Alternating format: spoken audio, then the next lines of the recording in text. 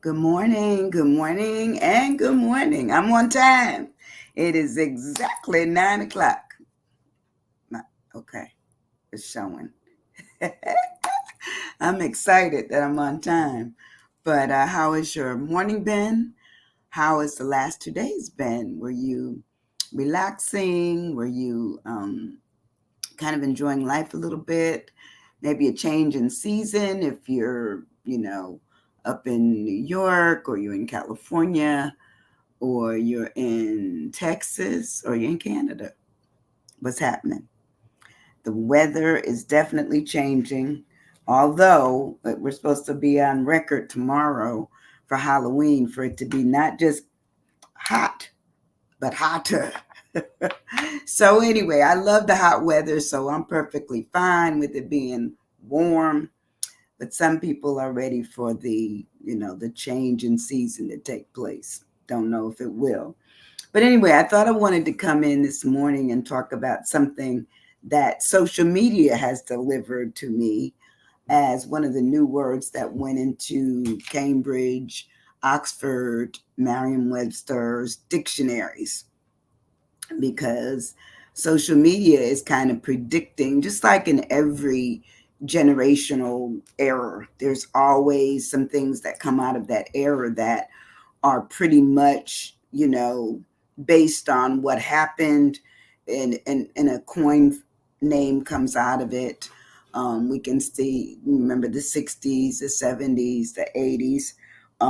Those who are old enough who remembers the 20s and the 30s, there was always something that generated conversation, involvement, or lack thereof. Something was always going on with the words that came to us. So social media delivered today's word. So that's pretty cool. I was kind of, elated when I found it. But first, before I go into the word, I'm going to make sure that I talk a little bit about. Some of you should have remembered this movie. I don't know if you seen it or not. I didn't put up a picture this morning, and I meant to, because generally I put up a picture that kind of says what my sessions are about. And today I didn't do it. I don't know what I was doing, but I missed the mark. But if I had put up a picture, I would have written in that I don't own the rights to it or anything, but I would have put up Willy Wonka and the Chocolate Factory. And Willy Wonka came out in 1971. And, I must admit, I missed it. I was in college, but I never paid attention to Willy Wonka. I was probably looking at Soul Train or something else that was, had my attention on the dancing and socializing and not so much the young at heart kind of stuff. I was trying to be grown back then. So I looked at that intro of Willy Wonka, and it has in its intro, um, the grandparents, they're all in the bed. Everybody's in the bed, except for Charlie, who's the actor, and of course, the mother's not in the bed, but everybody else, all the grandparents are all in the bed together. There's one bed, and all of them are in there. Well, when I got older and got like why would they all be in one bed? But okay, it's on screen. So you could get a chuckle at that. But there's a new thing out that I'm going to tell you about in a minute after I read what some of the things that we're saying and going on in Willy Wonka. It says in Willy Wonka in the Chocolate Factory, the scene where Charlie's grandparents are shown to be bedridden for years is often referred to as Grandpa Joe in bed scene. But to me, I thought it was even more than that, because it wasn't just Grandpa Joe, it was all the other, people that were in that bed. And I just thought it was freaky, even as a young person. When I finally got around to seeing it, I said, why are all those people in the bed together? But okay. And it says, but that's the most prominent scene. But really, it was named after Grandpa Joe, because Grandpa Joe was going to be the character that led everything through. And so the key points it said about the scene is that the scene really highlights Charlie's impoverished family life and the fact that the grandparents are too old and frail to get out of bed, making the golden ticket win even more meaningful for him. And it says, while other grandparents are also in the bed, the scene primarily focuses on Grandpa Joe, who later becomes an active participant in the Chocolate Factory tour after Charlie wins the golden ticket. And and this was, I think the significant thing about that is that, the fact that sometimes we may need stuff, but we may lay in bed thinking that that's the way to rid ourselves of what it is that we need, what it is that we want, and almost closing out the world. And there's a new word out that they call it, that's kind of interesting to me, that there would be such a word called bed rotting. Bed rotting. It's BEDROTTING. And they said people in what social media has unearthed is that there are people that basically live their lives like that right now, in the bed all the time. Hi, Erica. Good morning, sweetie. Good to see you in the space. But it says normally these people who are considered to be bed rotters have ostensibly decided that that's the way to live life. They eat in the bed. Obviously, they sleep in the bed. Good morning, Cheryl. How are you doing, sweetie? Those pictures. I'm sorry, I posted late, but I had a lot of them. They are funny. So when you think about the fact that people would let their lives just kind of pass them by, as they're just basically, they say, rotting in the bed. And so it talks about how TikTok brought this about, means to spend a day or many days in a bed for a very long time. It says some people bed rot for self-care. It's a way to decompose and recharge. It says, thank you so much for videotaping my baby singing that. I did. Thank you. That child can sing. But anyway, we'll talk. We'll talk. I'll call you later. I'll text you. And it says, when we look at the whole concept of bedridden, we understand that somebody's kind of checked out. Okay. It says some people find that this is self-care, while others warn that this is also possibility for a recharge of mental and emotional problems.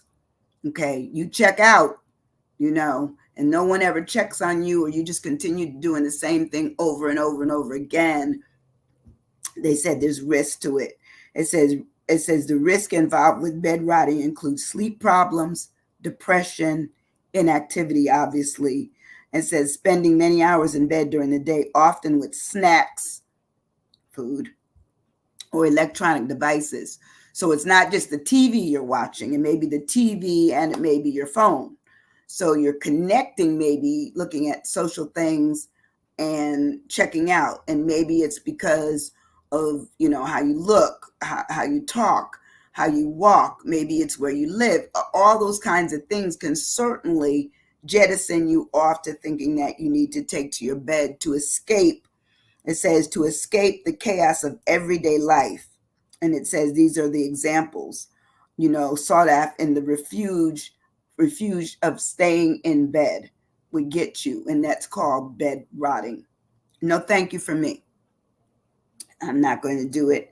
In fact, most people have to find me all day long because I'm constantly thinking, well, what's my next? What is my next? It says a term originated in social media, became a self-care trend, but the self-care trend for some people became their constant reality or their comfortable reality.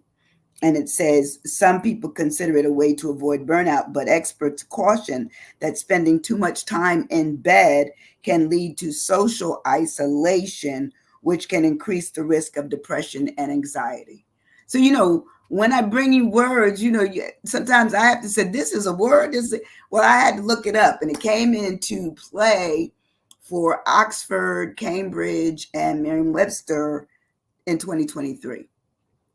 But I always look up what are the new words out. What do they have on them? What are they bringing with them? And they said there is a similar term that was used in the 19th century by the Scots called Hurkle Durkle. Hurkle, that's Hurkle, Durkle, Durkle, which it says is to lay around in bed long after you should have gotten up.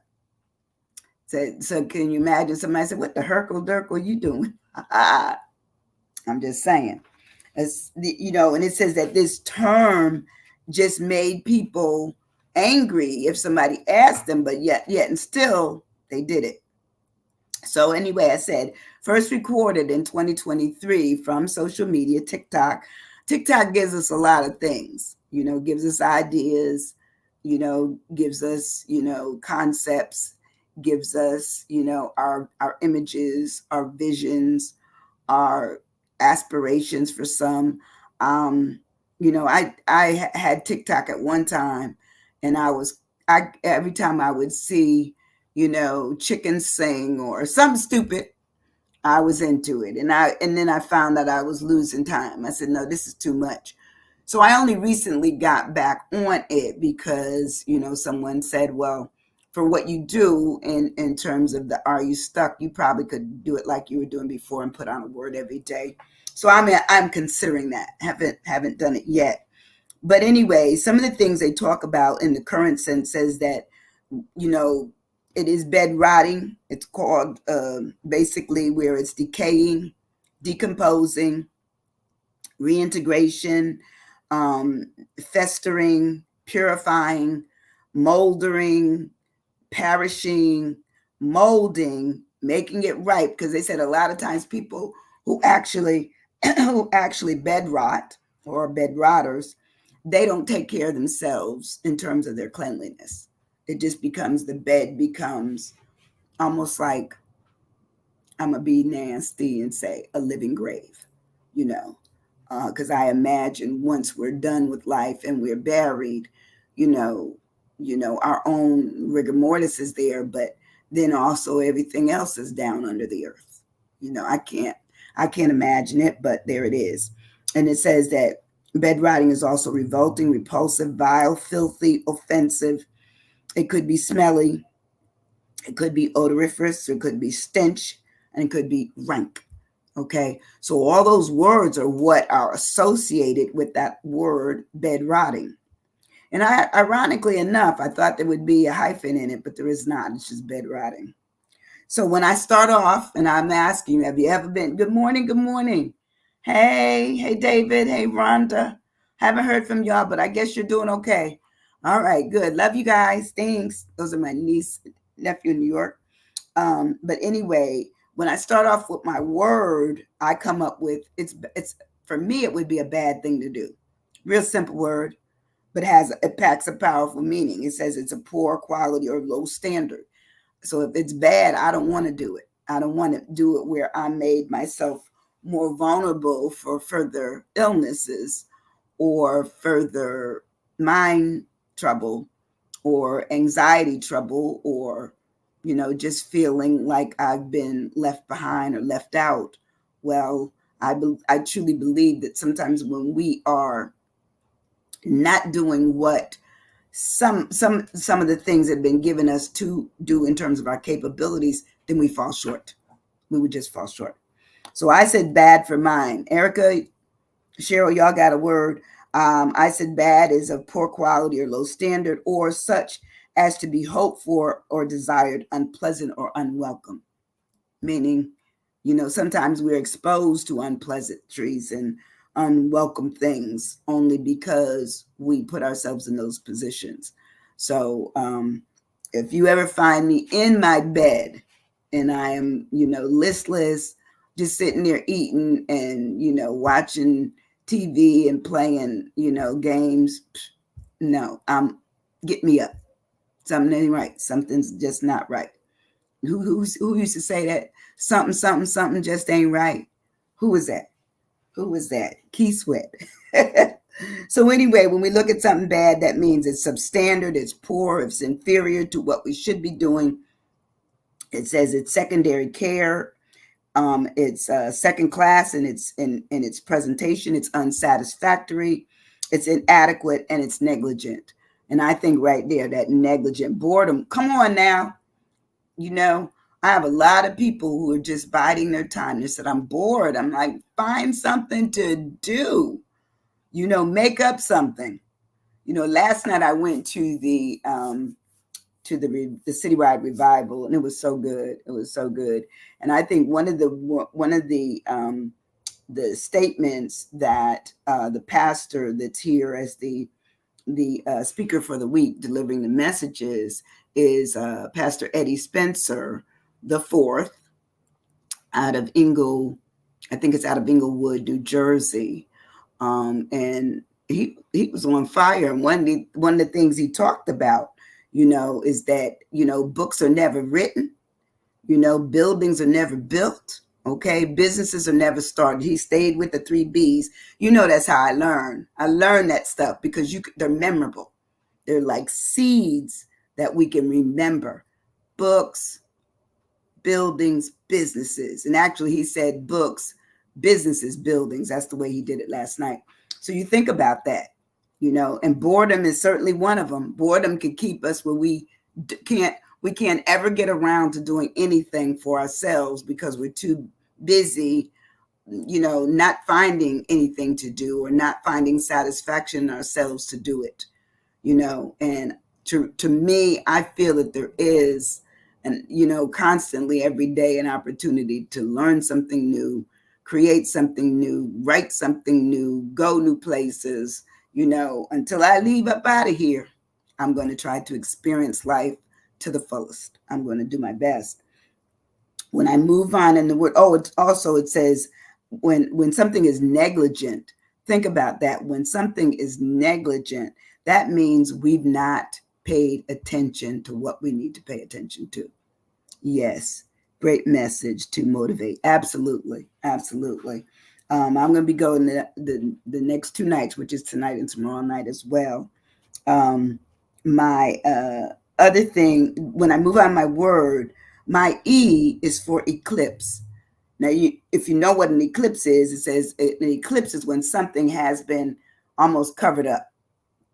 Can't see it anymore. That person disappears, or when we think about the eclipse of the sun, when all of a sudden the moon and the sun are crossing paths.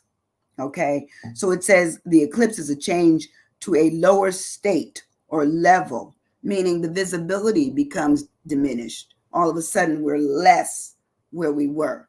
We have to make ourselves available to our next, trying something, meeting something, socializing. And so the eclipse talks about it being, the declination, the deterioration, the decline, the degradation, the descent. Time I hear descent, I think down, down, down. The downfall, the decrease, the destruction, and the decaying. There that word is again. Think about it. Rotting talks about decay. Okay? Talks about it. So the eclipse also makes reference to the fact that there is something that happens when the visibility of the person is interrupted. Okay? Meaning they're no longer available. They're in their beds. Okay? Diminished. Good morning, Miss Rosie. How are you doing, sweetie? Love you, love you, love you. Today our word is bed rotting. And I know some people have experienced bed rotting because when a person sometimes gets sick, they get ill, they take to their bed and they remain bedridden until maybe their demise, or unless something happens and they're able to get back up on their feet through therapy and drugs and maybe even an operation. That's wonderful. I absolutely love it. But others don't have that same fate. Some people, when they go to their bed, they're on their way out only because they've lost the ability to do other things. And what bed rotting in this instance, from the social media side, really says is that people have closed themselves off from the social act of people, and sometimes could be even family, but they've decided that they want to be by themselves. And initially it was meant only to be like for a short period of time. It may be the weekend I ain't gonna do nothing. I'm gonna lay in the bed. I'm gonna eat bonbons. I'm going to, you know, have all kinds of good things to chew on. I'm going to watch and binge watch. I'm going to binge watch shows. Well, everybody always asks me. I must admit this: that have you seen? No, no. I mean, occasionally I take a break, maybe at Thanksgiving and maybe Christmas time, in between Christmas and New Year's. I stop trying to be on top of everything. But generally speaking, I'm going to be out and about, you know, trying to live my life, because once I know it's over, it's over. I don't have anything else to rely on for that. So I'm gonna do my best that I will be out there. So when we move on in our word of bed rotting, my D for the bed rotting is deterioration, becoming progressively worse. And I know you've seen this in sickness. I know you have probably seen this even in other people that aren't sick, but they can't get nothing done. They're always in the bed, always, something's always wrong. My head, my heart, my honey, something ain't right. Something. And to me, that individual has lost who they are, because we can't always depend on, the love, we can't always depend on the life of others. We can't always depend on the lavishness or whatever somebody was feeding us or thinking that we were getting from them. And then when that's gone, we lose sight of who we are. Let it go. We can't change anybody. I'm always telling young people that you can't change a person's position. You can't change their perceived power, and you can't change them, the people, period. People are who they are. But this is saying, when you've closed off your life from trying to live in spite of despite these other people, so what? They're there. Figure out who you are. In spite of them, figure out who you are. So when it talks about deterioration, talks about when things worsen, they decline, they degenerate, they slump. We slump. We have a tendency to slump when we feel that we've, are depressed, or we're angst over something, but something's going wrong and we stay down. But it says that we will slide downhill, hit the skids, is also go down the tubes. Those are phrases that they use for people who've lost sight of who they are. We are who we are, in spite of the fact that, maybe somebody was taken out of my life. Maybe they were supposed to be, and because I believe in God, I'm going to say, if he chose for me not to do whatever, then that's the choice. So I have to learn to live with what I still have, what I'm still in charge of. And I'm in charge of me going to my bed and taking out my worries in my bed for days at a time. That ain't gonna happen. It's not. I'm not planning for nothing like that. So anyway, when we go further on in our word, now I think I have two R's. I have two R's. Does anybody have an R? My first R is for rancid, because I can't imagine anybody being in their bed, and because they have no energy to get up and do anything, that the bed would be clean long. Okay, that's just me. So anyway, I said rancid for my first one. I said unpleasant or distasteful, disgusting. It says it's disgusting and awful and horrible and ugly, sickening, dreadful, maybe nasty, offensive, and obscene. So, that word rancid really played hard with in the dictionaries, and I'm not making these words up. These are the synonyms that go to the words that I choose. And so for me, that already says, nope, I can't do it. I can't. My other R is for repulsive. So I said rancid and repulsive. Repulsive is causing intense displeasure, It's disgusting. It's horrible. There's awfulness to it. It's hideous. It's obscene. In some instances, it may be offensive, dreadful, and obnoxious. Heavy words, heavy words. So if you see somebody that you can, talk out of making their bed their haven, do it. Do it. Because, there's one thing to go to bed and you can get up. It's another thing if you go to bed and you stay there long enough and eventually you can't get up. That would be scary. That would be the scary. When I move on in my word of bed rotting, my O, so the ROTTETTING, the O is offensive. That's my O, causing intense displeasure. I would be real displeased if I went, over someone's house and they invited me over, but they're in the bed and I'm talking to them. Well, if they're sick, that's one thing. But if I know that they're well and they're just laying in the bed, no. And even though it talks about it being in the bed, some people can lay on the couch or in a recliner. They don't even have to go to the bed. Okay. So it's probably the anything that is considered to be, where the person just stays there. Everything is done right there, So when something is offensive, it says it could be disgusting, horrible, awful, sickening, ugly, obscene, shocking, obnoxious, nasty, and dreadful. These words are all interchangeable, right? Odors.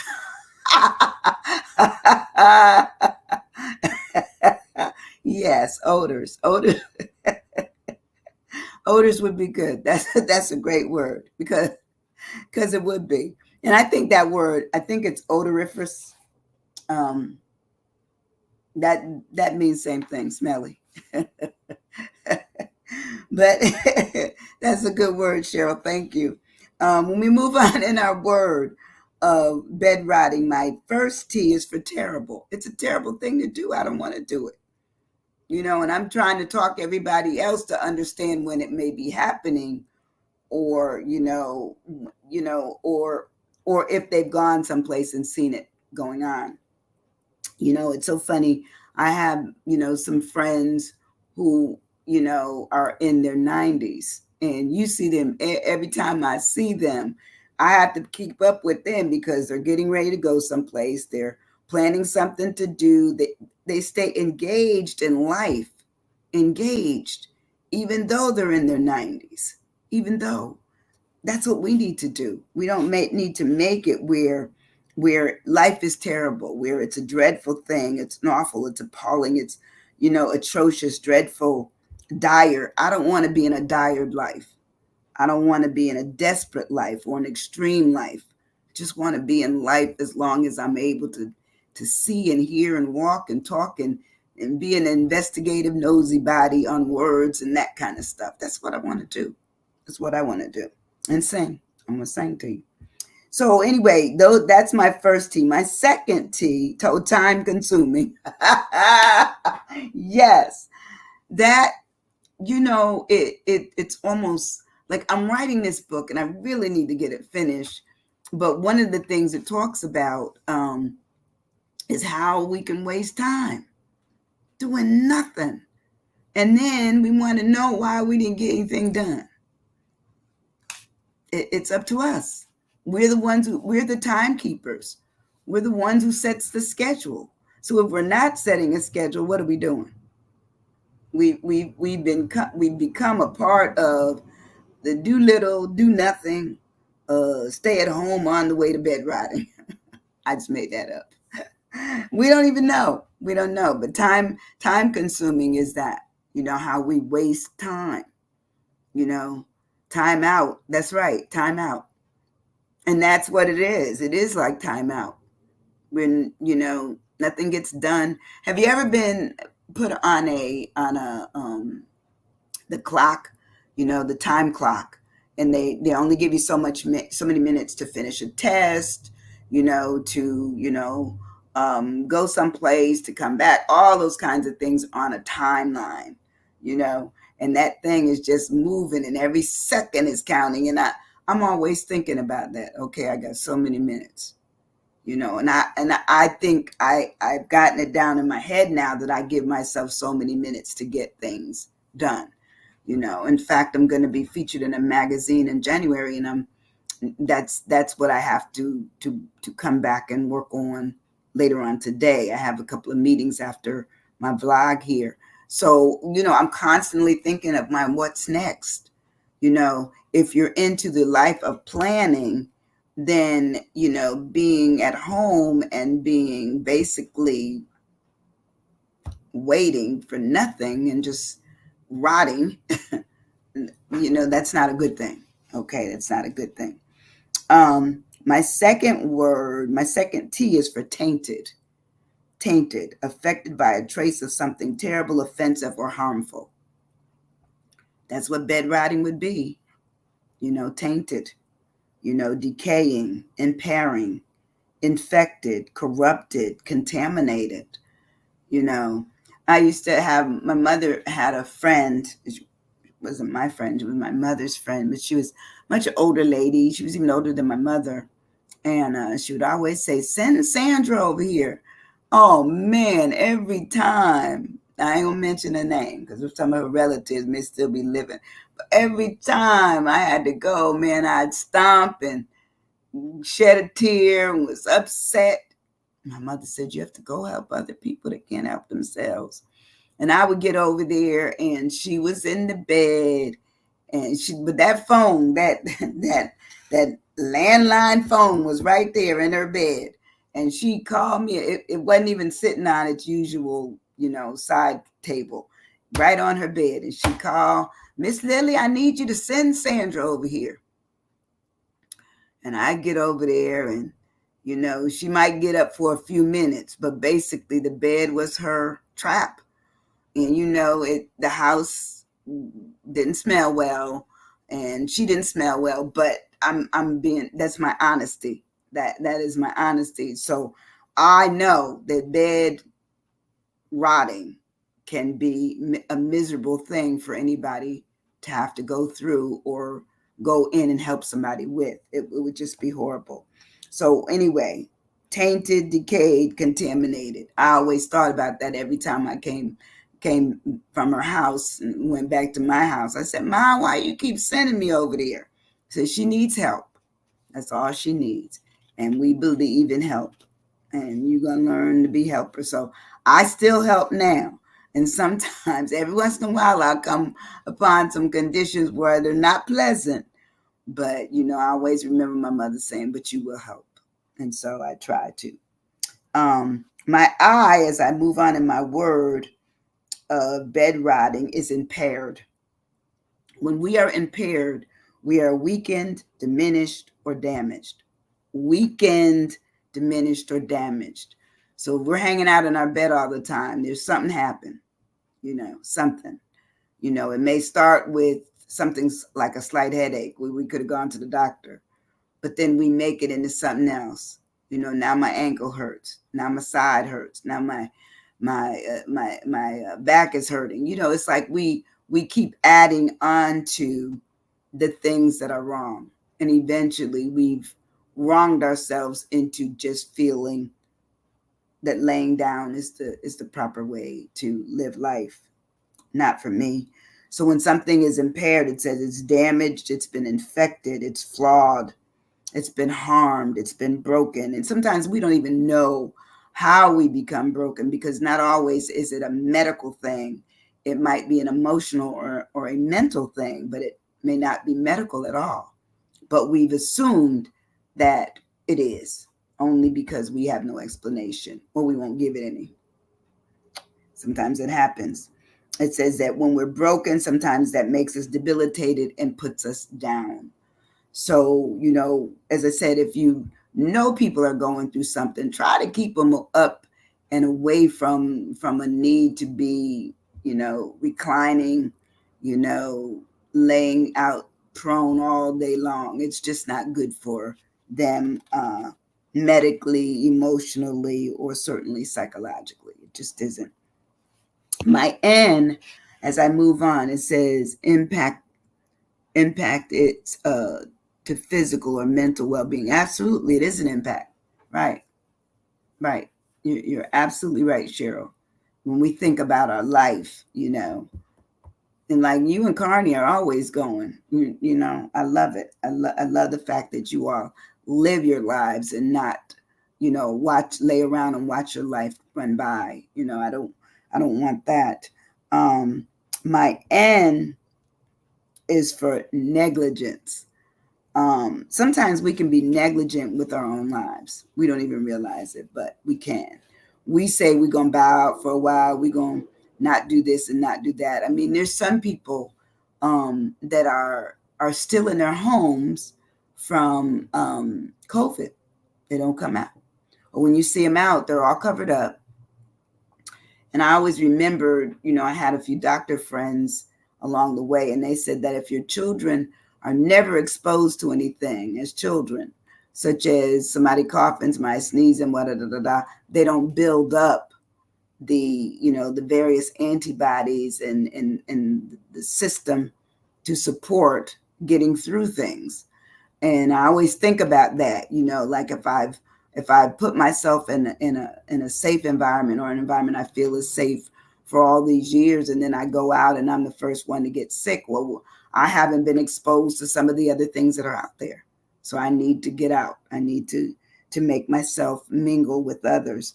When I was in Italy, I had clients that had become fearful of going, even making it from they lived on the economy, which meant they lived out in town someplace, either in, I don't know, we lived in Sicily, so they could have lived in Mona Sant'Anastasia, they could have lived in Tramasteri, they could have lived in Padara, but they lived someplace in the area, or even in Catania. They could have lived in all of those areas. However, many of them were absolutely housebound, because once their spouses left, they felt themselves, just stilled in not being able to move.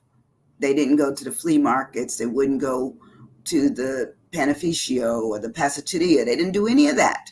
They remained in their homes. And some of them were diagnosed later by some of the physicians as really such deep anxiety that they returned them to the States. The entire family were sent. It says brokenness, especially emotionally and mentally, is a real thing. It absolutely is. It is. When you are broken, you have a tendency to bow out, stay to yourself, and leave everything. And sometimes that means you've neglected some things yourself, because you think that if I stay alone, I'll be all right. And sometimes the staying alone, it doesn't make it all right. It may make it worse, because people might be able, a friend, or even going to a doctor or a counselor or a therapist, social interactions. They say that's what are able to pull people back. Good morning, Maurice. How you doing, my friend? Good to see you in the space. How's the trip? Anyway, our word is bed rotting. I don't know if you saw it, but I always say take the scene at the beginning of Willy Wonka and the Chocolate Factory, when all the grandparents were in the bed. Come on now. Oh, thank you, Miss Clay. You pretty too. We're gonna get together, okay? I promise you, I'm gonna come out there. But anyway, when we talk about something being negligent, that means we pulled back. That means that all of a sudden we have become less interested in taking care of ourselves. So it says that we may be inadvertent, we may be lax, we may be sloppy, we may be inattentive. We've decided that our thing is our thing. Our thing is our thing. And then it becomes bigger than us. The thing we're into, which is nothing, becomes bigger than our ability to say, I'm going to do something. I'm going to get out. I'm going to have fun. I'm going to go here. I'm going to do this. I'm going to do that. So I am one who encourages people to live your life. You can't wait it out, because we never know when it's our time to leave. So I'm constantly looking at what's my next.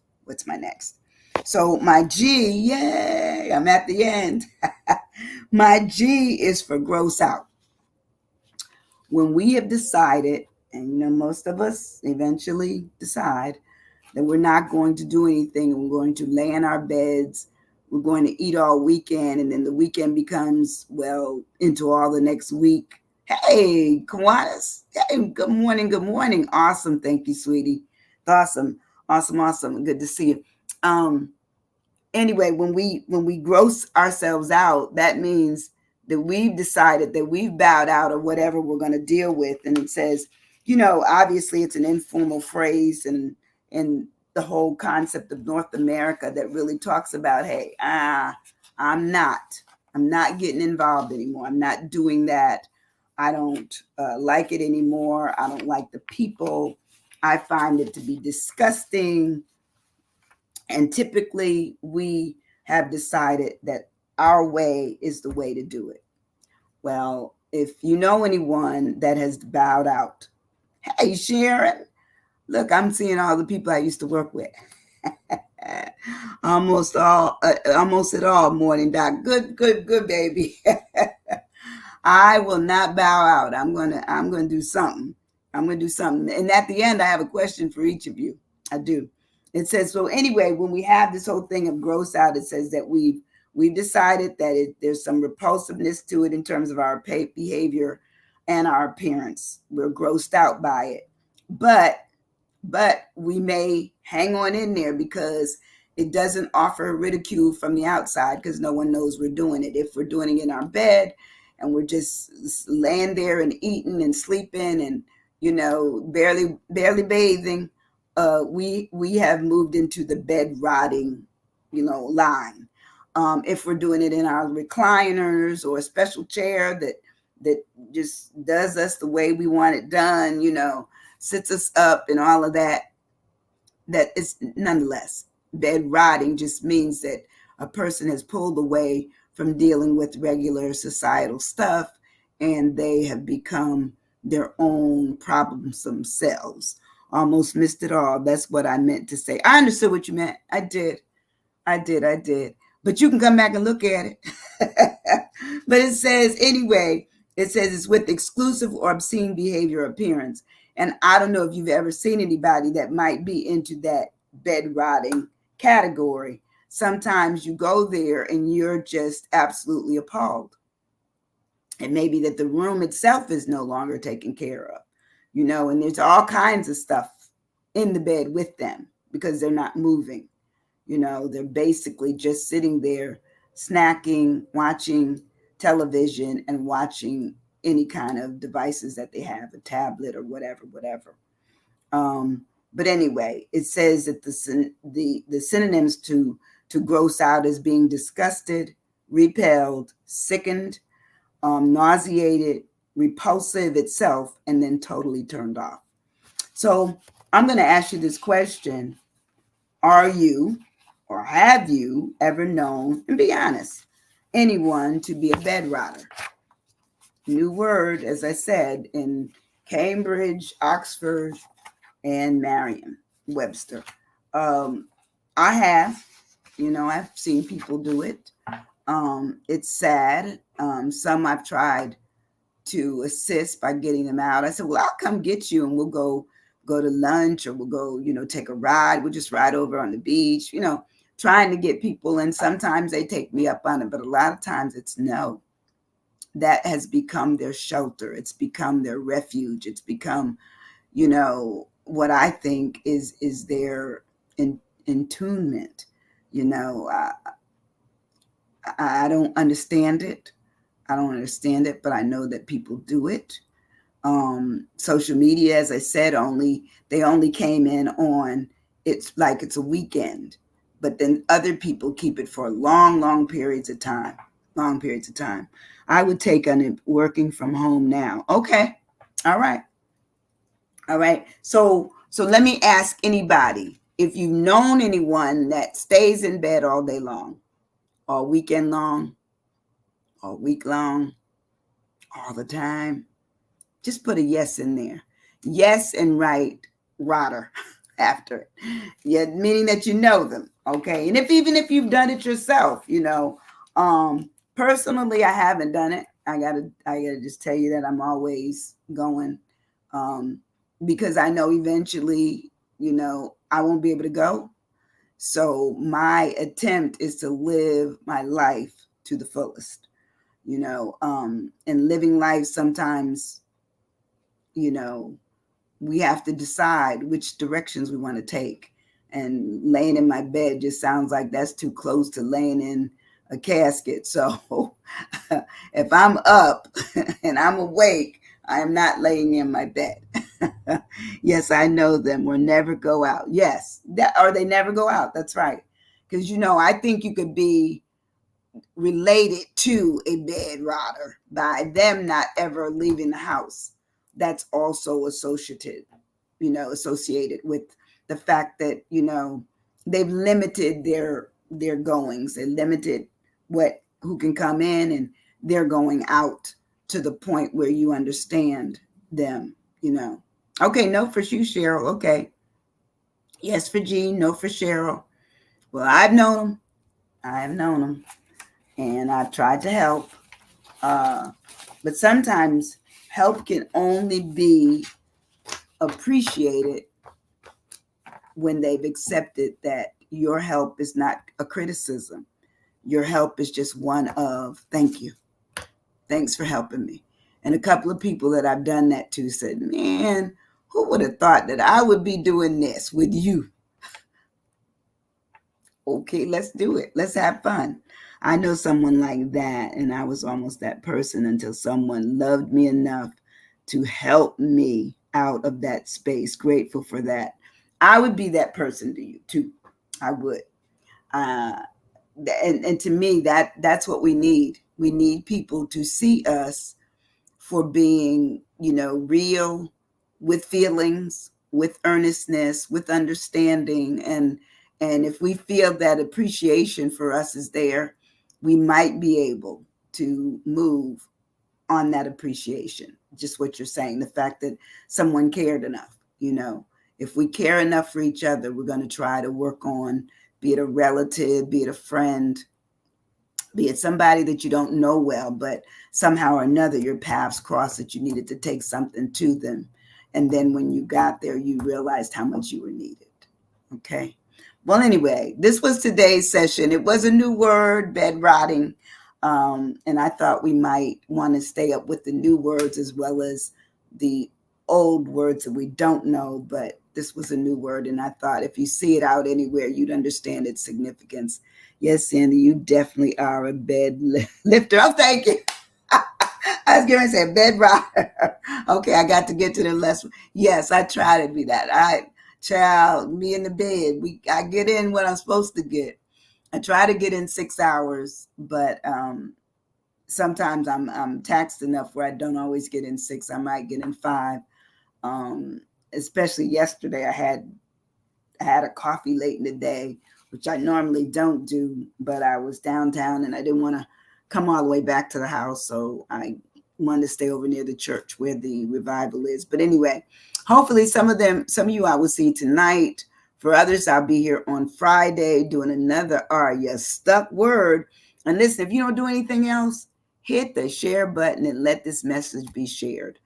Let the message be shared. And I hope I finished that statement that I'm going to be in the magazine, the Bella magazine in January. So I'm trying to get that article written up today or tomorrow so I can get it off to them. But anyway, I love you guys. I appreciate you. I'll see you tonight too, Erica. Erica, were you singing?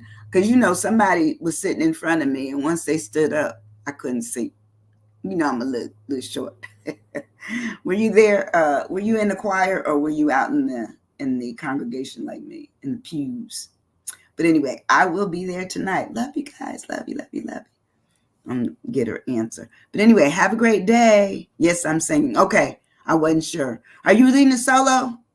Put that in there. I'll get it in a minute. Love you guys. Thank you. Hit share. Hit share.